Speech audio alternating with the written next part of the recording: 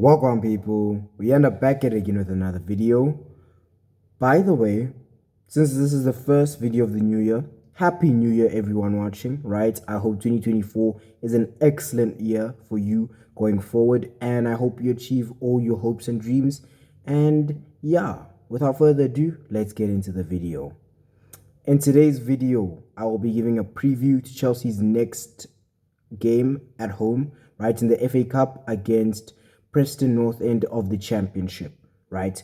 This is the third round of the FA Cup. Now, this game on paper looks easy. I'm not even going to lie. It looks easy on paper, bro. Because let's look at Preston North End, right?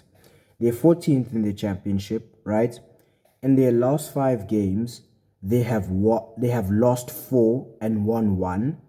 They have scored 4 goals and conceded 11 goals. It's not looking good for them, bruv. It's really not looking good for them. So on paper, it's like, yes, we haven't had the best season in the Premier League. We're not the club that we used to be. We're not the Chelsea of old. But even for this team, which is up and down, it's inconsistent, this should not be that difficult of a game on paper. But in reality, it doesn't matter what you see on paper. In reality, the magic of the FA Cup is present, right? And what do I mean by that? What I mean by that is, in a cup game such as this, the smaller team can easily defeat the bigger team and pull off an upset, right? It happened a few years ago when Newcastle were playing Cambridge United, I think it was. I believe it was Cambridge United, right? And Newcastle had just been taken over by the Saudis, right? They had just become rich, right? But they were still struggling. They weren't yet the Newcastle that they are now. But even so, they were facing League One opposition. So a team 2 divisions below them. And they lost something like 3-1. And that really, really shocked me. And I was thinking, what's going on, bruv? So certain things like that, they can easily happen, bro. So we need to take Preston seriously. If we rock up tomorrow at Stamford Bridge and we don't take them seriously, it could be a very long day for us. And it could be, in fact, an embarrassing day for us. So we need to go into tomorrow and treat it just like every other game, like Pochettino said in his pre-match press conference. Just treat them like they're a good Premier League team, right? Who are very serious and basically have that mentality towards them, show them the respect, and then from there put on a good performance, and we should be all right. Now, there's some okay news, some good news, some not so good news, right? So let's start with the okay news, right? Nicholas Jackson will be missing for a while because he's met up with the Senegal squad for the African Cup of Nations starting on the 13th of Jan and ending on the 11th of Jan.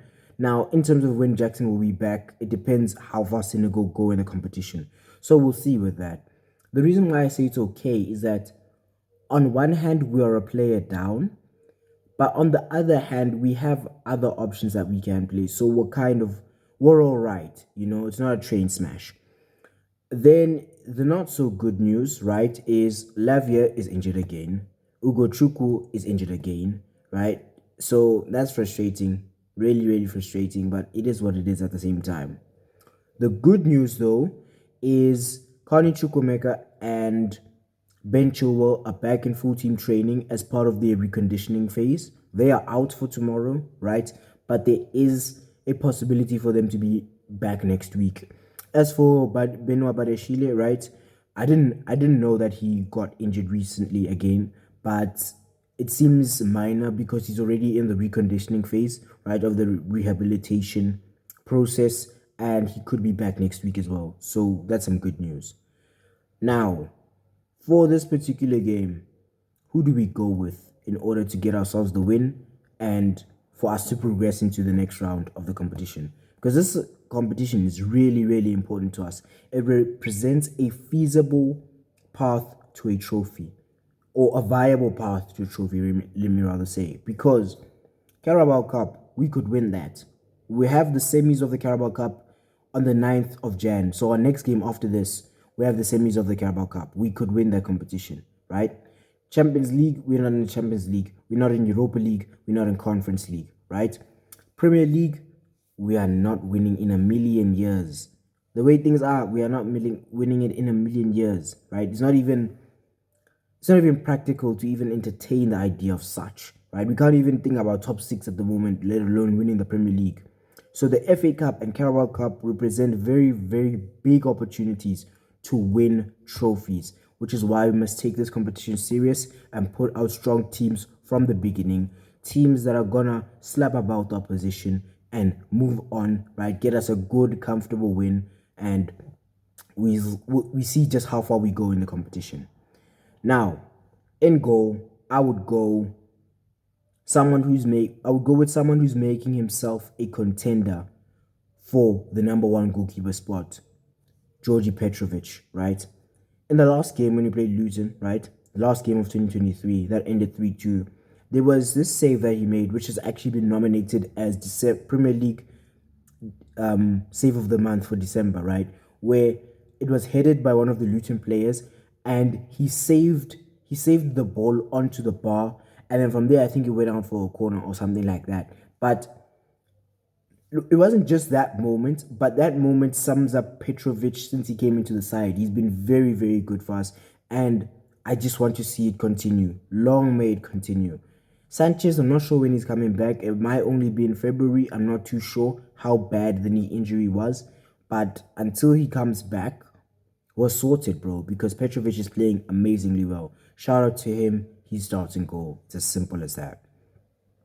At right back, it's easy. Reece James is out for a while, so Malo Gusto starts there, and Malo Gusto is a more than adequate replacement. He is simply sensational, right, when he's playing well. So he starts at right back. He gives us, how can I say this? He gives us an outlet going forward when he starts at right back, right, over Disasi. So Malo Gusto starts at right back, and he will cook. I know it for sure. Right centre back, I'm going with Axel Disasi. Left centre back, I'll go with Thiago Silva. If Badiashile was fit to play, it would be Silva and Badiashile for me. But since he's not fit to play, we play Disasi at right centre back and Thiago Silva at left centre back. As for the left back, I'm just putting Colwell one time. I'm not even going to entertain the idea of Maatsen, simply because, first of all, Pochettino has an obsession with Colwell at left back, right? Even though it doesn't work well.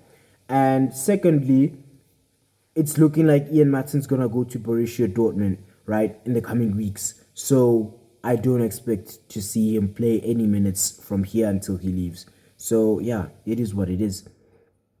In the double pivot, seems as though Enzo is okay from that hernia, right? Seems as though it wasn't too much of a big issue. But I would still keep him on the bench for now, right? And in the double pivots, I'll go with Caicedo and Gallagher, right? And in terms of Enzo, I'll come back to him, right? I just want to go through the other players in this lineup and say why I think a certain player should keep his place in the lineup as opposed to him making way for Enzo. Then the three players in front of them. In the number 10, I'm going with... Who am I going with? I'll go with Cole Palmer in the number 10. On the left, I'll go with Mudryk, right? I think it's better to go with Mudryk over Sterling. Let's just see how he gets on. If we need to bring on Sterling, we can bring on Sterling. It's not a problem. But let's start with Mudryk, bro. You know, when he's playing really well, when he's confident, he's simply electric, right? The game against Palace, right, where he scored, he was playing really, really well. I want to see him continue that. And he helps out defensively as well. Let's go, Mudryk. I want to see him tomorrow. On the right wing, I'm going with none other than Chukwunonso Tristan Madueke, right? Now, Madueke came on against Palace, right? He scored the winner, right? Got us our 2-1 win. And then against Luton, right? He gets the ball on, I think it was on the edge of the box or just inside the box, right? And I'm thinking to myself, he needs to pass the ball, pass the ball, pass the ball. He decides, I'm not passing, right? I'm shooting. He shoots, he scores top corner, bro. And you think to yourself, he did that with his weaker foot. I haven't seen this from Chukwunonso Madueke before. What is this level? This is sensational. So I want to see him continue his good form, right? He's doing really well. He needs to keep it up. And if he keeps this up, then there's no reason for him to leave. Because he was rumored to be potentially leaving right, in this summer window, not in this summer window, in this January window. But if he's performing well, if he keeps up the performances, there's no reason for him to leave. So yeah, shout out to him as well. And up top, with the absence of Nicholas Jackson, I'll go with Armando Broja. Now, this is a big opportunity for Armando Broja. Nicholas Jackson is gone for a while, bro. And Christopher Nkunku is not fit to start this game. So when I'm looking at the situation, Broja needs to impress. He needs to score. He needs to play well. He's had quite a bit of game time, right, in the last few games. And in my opinion, he hasn't imposed himself enough, right, in terms of showing his quality on the ball. So he needs to do that tomorrow. Because with Jackson away for the next month, it's a pathway for him to become a starter if he plays well. Critically, if he plays well. And also, there's also the thing of Nkunku not being able to start this particular game, and there might be other games which he can't start, you know. So Broja needs to take this chance, right, and exploit it as much as he can whilst it's on the table as an option. So yeah, that's the team that I would go with. In terms of Conor Gallagher, I'd definitely give him the captaincy, and I think it's ludicrous that there are rumors of us potentially selling him when he's been the best midfielder of the season. I think he's the best player of the season, but if I say, oh, he's the best player of the season, other people will be like, oh, what about Cole Palmer, what, forgetting that Cole wasn't here from the beginning of the season. So there is that. And also, he started slowly. He didn't hit the ground running. He started slowly, built himself up. You know what I'm saying? But with Conor, what we can say for sure, without a shadow of a doubt, he's the best midfielder, right? Not only has he performed the best, right? I don't think he's been injured all season, bro. You know what I'm saying? He's so reliable. You know, you know what you get with Gallagher. You get all the effort in the world, and you know that you can pick him week in, week out. He doesn't get injured, you know, but we want to sell him. It doesn't make sense to me. But we'll talk about this in a transfer video, which I'll try to make tomorrow. So yeah, I think that's it for this video, right? Score prediction. I think we can win 3-1. I think 3-1. 3-1 because we showed against Luton that we can score goals, right? We can be clinical, you know what I'm saying? But I do think we will concede because our defenders don't like marking up, bro, whenever the ball is coming from a wide area into the box. So yeah, we'll see what happens, but that's my score prediction. That's my preview, my analysis of this upcoming game. And let me know what you think down below in the comments, right? Please like the video, share the video, comment on the video, subscribe if you haven't already subscribed. And if you have subscribed, hit the bell notifications to be notified once I've uploaded. Thank you very much for watching. I'll see you tomorrow, perhaps before the game for a transfer video, then after the game for the review. Cheers, people. Until next time, peace.